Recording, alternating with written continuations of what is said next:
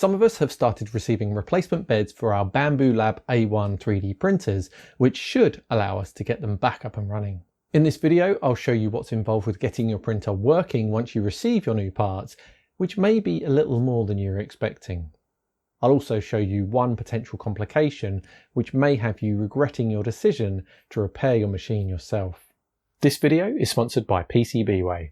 Make sure you watch this video all the way through before starting your repair yourself, because there are a few more steps than I thought there would be, and a couple of things you must do to comply with all of Bambu Lab's stipulations in order to receive your discount on future Bambu Lab products.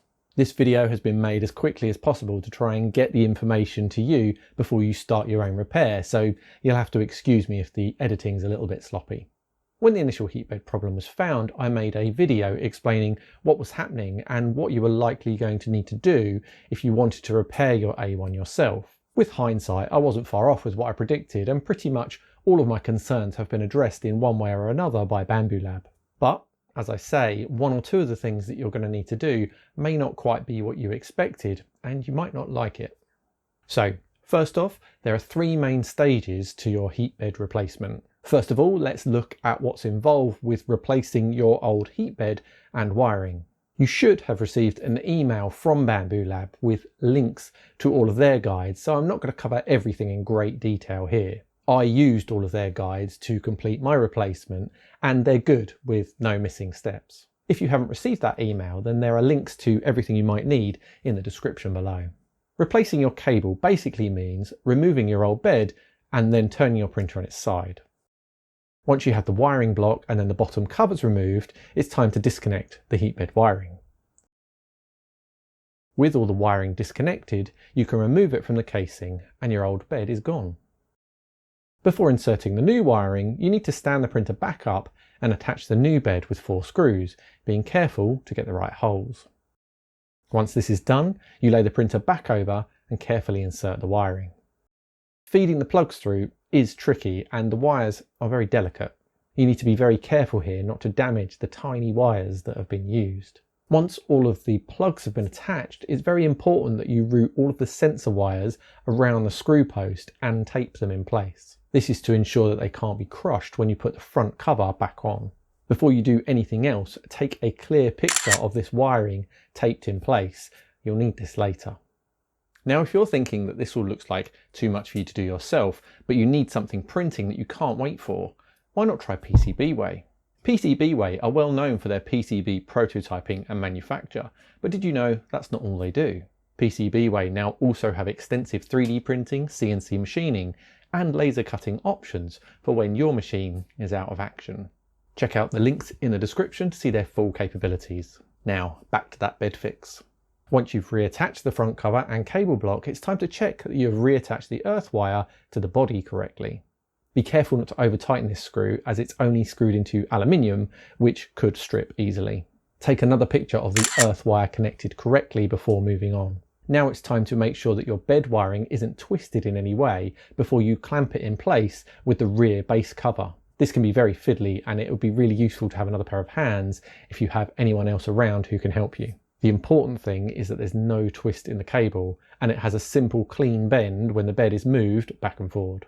Once you're happy, replace the rear cover and tighten all of the screws. The last thing to do with the actual bed replacement is to attach the silicone backstop to the left of where the cable comes out of the back of the base. Once this is done, you need to take a final picture of the back of the machine to show your handiwork. Now, technically you're done with replacing parts. However, what you do now depends on where you live and how qualified you are. You see, in many countries there are regulations regarding modifications to electrical devices, as there are regulations regarding new electrical devices. Bambu Lab warn that in Europe especially, you need to have your work checked by a qualified person. But there may be other similar regulations wherever you live. You may think that this doesn't affect you if you're only using your 3D printer at home, but it very well may do. Your repair may be sound, but if you had any kind of future incident that required an insurance claim, you may not be covered if you haven't had your work checked by a professional. With that in mind, I took my A1 to a local electrician to get all the paperwork sorted. With everything having had a once over and signed off, you would think that we'd be done. Not quite. You see, when your A1 was originally built, Bambu Lab manually leveled your bed and then locked it in place. Now that you've replaced your bed, that manual leveling that you thought you'd avoided by buying a Bambu Lab printer needs to be done.